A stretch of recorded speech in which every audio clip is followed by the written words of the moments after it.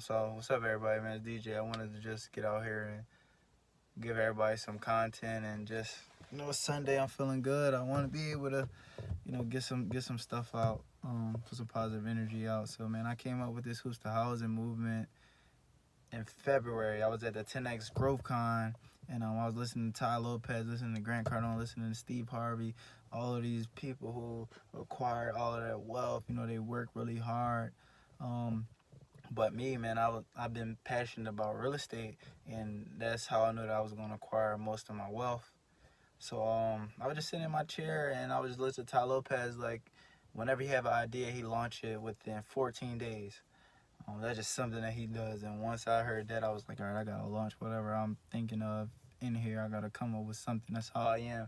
I'm a problem solver. So every day I'm just, whether I'm at work or I'm just in the house, I'm thinking of something that maybe so minute. But if I go ahead and make it and create it, I could be able to solve millions of people problems. And I know if I could do that, I could be able to, change the trajectory of my whole family life, my life. And I could be able to help so many people from that.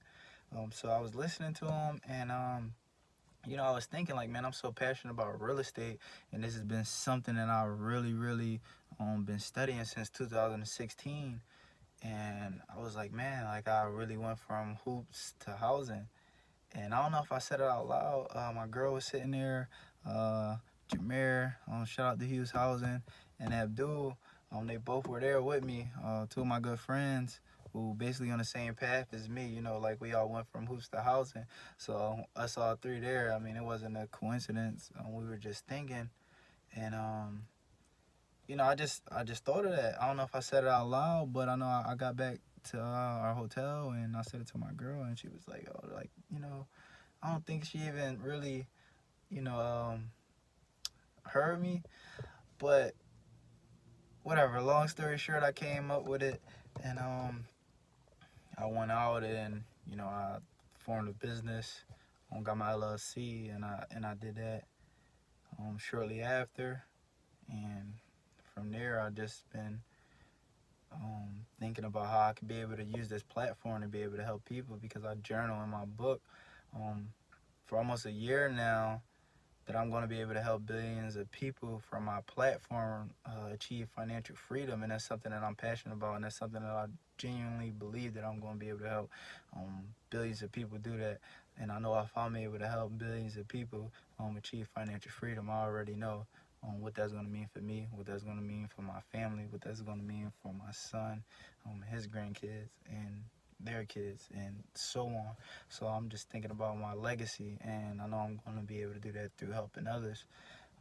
So yeah, with that being said, I just want this platform to just be somewhere where people can go out and just get the meat and potatoes right there. I listen to a lot of podcasts each and every day, and so I sometimes have to listen for a whole hour before I get that one gem or I get that one golden nugget that just stands out to me. So I just want to be able to go out and give information quick and to the point. Be able to help people with being able to help people just get their foot in the door with real estate and investing in real estate. Being able to shut down some of the myths of real estate. Real estate sounds really scary, but it's really easy. For me, I had a paradigm shift. It was like 2016. I started listening to this guy named Eric Thomas. Then from Eric Thomas, I hear him talking about a guy named Grant Cardone. I started listening to Grant Cardone. He started talking about sales and selling yourself, and how each and every day, no matter what you're doing, you're a salesperson. And that was definitely a game changer for me. I started reading his books, the 10X Rule, and Sell It Be Sold, listening to those audios. And like, that stuff just sent me on a path of entrepreneurship and just thinking about my future.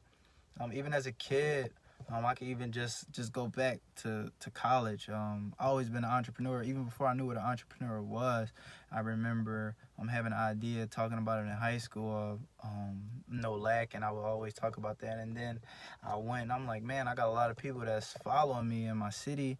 A lot of people saying that we're no lack, and I could be able to monetize off of this. So I got my good friend Sharif. He helped me out. He made the logo for me, and from there I went to go, print that logo onto t-shirts, and I was selling t-shirts. I was doing really well for myself doing that. And I remember I got into college, and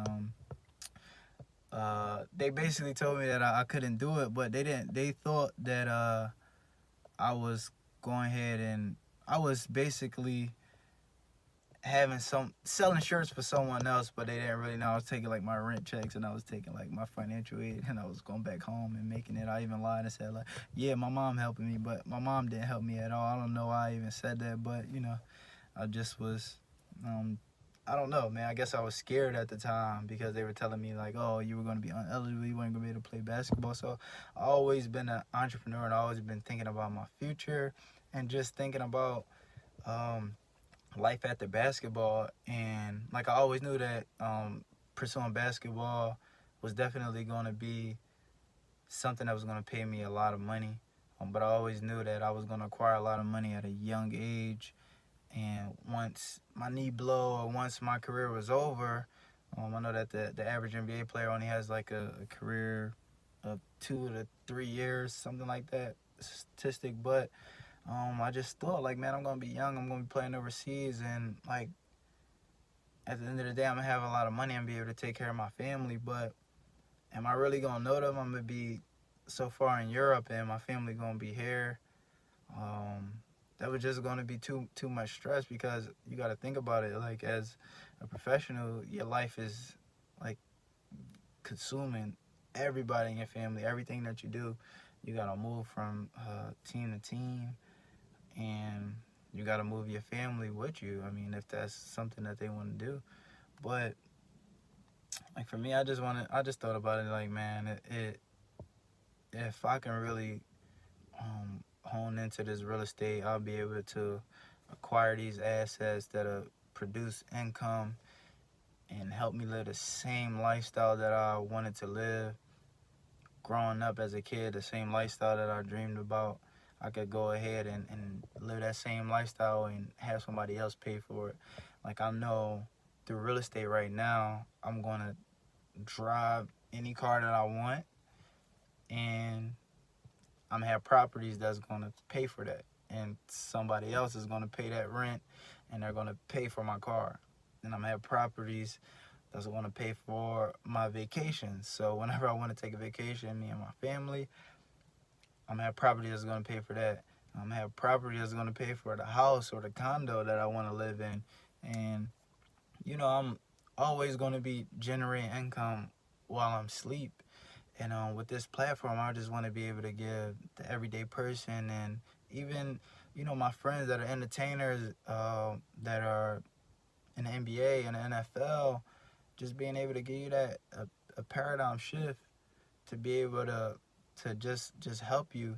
Because at a young age, man, we reckless. We want to, buy everything that we want. We're not really disciplined, and we're not really thinking of the long term. And it's structured like that when you think about it, for us to think that way. And I just want to be able to show you that if you go ahead and you buy these properties, you can have somebody else pay for your lifestyle, and you can be acquiring wealth that your kids will be able to inherit.